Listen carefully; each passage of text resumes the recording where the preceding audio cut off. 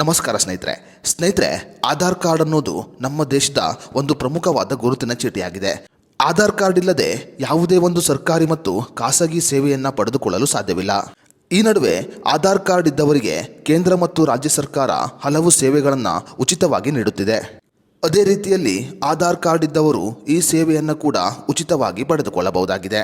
ಹೌದು ಸ್ನೇಹಿತರೆ, ಆಧಾರ್ ಕಾರ್ಡ್ ಇದ್ದವರು ಇನ್ನು ಮುಂದೆ ತಮ್ಮ ಆಧಾರ್ ಕಾರ್ಡ್ಗಳನ್ನು ಅಪ್ಡೇಟ್ ಮಾಡಿಕೊಳ್ಳಲು ಯಾವುದೇ ರೀತಿಯ ಶುಲ್ಕವನ್ನು ಪಾವತಿ ಮಾಡುವ ಅಗತ್ಯ ಇರುವುದಿಲ್ಲ.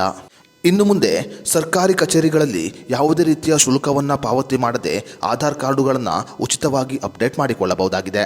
10 ವರ್ಷಕ್ಕಿಂತ ಹಳೆಯ ಆಧಾರ್ ಕಾರ್ಡುಗಳನ್ನು ಬಳಸುತ್ತಿರುವವರು ತಮ್ಮ ಆಧಾರ್ ಕಾರ್ಡುಗಳನ್ನು ಅಪ್ಡೇಟ್ ಮಾಡಿಕೊಳ್ಳುವುದು ಅತಿ ಅಗತ್ಯವಾಗಿದೆ.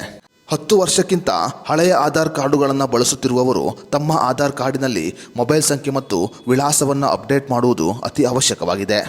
ಈ ಹಿಂದೆ ಆಧಾರ್ ಕಾರ್ಡುಗಳನ್ನು ಅಪ್ಡೇಟ್ ಮಾಡಿಕೊಳ್ಳಲು ಶುಲ್ಕವನ್ನು ಪಾವತಿ ಮಾಡಬೇಕಾಗಿತ್ತು. ಆದರೆ ಕೇಂದ್ರ ಸರ್ಕಾರ ಈಗ ಆದೇಶವನ್ನು ಹೊರಡಿಸಿದ್ದು ಇನ್ನು ಮುಂದೆ ಆಧಾರ್ ಕಾರ್ಡುಗಳನ್ನು ಅಪ್ಡೇಟ್ ಮಾಡಿಕೊಳ್ಳಲು ಯಾವುದೇ ರೀತಿಯ ಶುಲ್ಕವನ್ನು ಪಾವತಿ ಮಾಡುವ ಅಗತ್ಯ ಇರುವುದಿಲ್ಲ.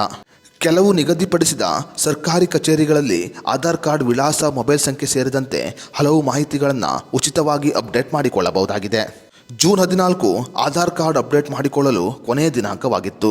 ಈಗ ಆ ದಿನಾಂಕವನ್ನು ಮತ್ತೆ ಕೇಂದ್ರ ಸರ್ಕಾರ ವಿಸ್ತರಣೆ ಮಾಡಿದೆ. ಕರ್ನಾಟಕ ಒನ್ ಸೇವಾ ಸಿಂಧು ಕೇಂದ್ರಗಳಲ್ಲಿ ಸೇರಿದಂತೆ ಹಲವು ಅಧಿಕೃತ ಕಚೇರಿಗಳಲ್ಲಿ ಆಧಾರ್ ಕಾರ್ಡುಗಳನ್ನು ಉಚಿತವಾಗಿ ಅಪ್ಡೇಟನ್ನು ಮಾಡಿಕೊಳ್ಳಬಹುದು. 10 ವರ್ಷಕ್ಕಿಂತ ಹಳೆಯ ಆಧಾರ್ ಕಾರ್ಡುಗಳನ್ನು ಹೊಂದಿರುವವರು ಉಚಿತವಾಗಿ ಆಧಾರ್ ಕಾರ್ಡುಗಳನ್ನು ಅಪ್ಡೇಟ್ ಮಾಡಿಕೊಳ್ಳುವುದು ಕಡ್ಡಾಯವಾಗಿದೆ. ಇಲ್ಲವಾದರೆ ಅವರು ಹಲವು ಸರ್ಕಾರಿ ಸೇವೆಯಿಂದ ವಂಚಿತರಾಗಬೇಕಾಗುತ್ತೆ. ಇನ್ನು ಯಾರು ತಮ್ಮ ಆಧಾರ್ ಕಾರ್ಡಿಗೆ ಇನ್ನೂ ಕೂಡ ಮೊಬೈಲ್ ಸಂಖ್ಯೆಯನ್ನು ಲಿಂಕ್ ಮಾಡಿಲ್ಲವೋ ಮತ್ತು KYCಯನ್ನು ಅಪ್ಡೇಟ್ ಮಾಡಿಸಿಕೊಂಡಿಲ್ಲವೋ ಅವರು ಕಡ್ಡಾಯವಾಗಿ ಅಪ್ಡೇಟನ್ನು ಮಾಡಿಸಿಕೊಳ್ಳಬೇಕಾಗಿದೆ. ಅದೇ ರೀತಿಯಲ್ಲಿ ಪಾನ್ ಕಾರ್ಡನ್ನು ಲಿಂಕ್ ಮಾಡದೇ ಇದ್ದವರು ಕೂಡ ಆದಷ್ಟು ಬೇಗ ತಮ್ಮ ಆಧಾರ್ ಕಾರ್ಡಿಗೆ ಪಾನ್ ಕಾರ್ಡುಗಳನ್ನು ಲಿಂಕ್ ಮಾಡಬೇಕು.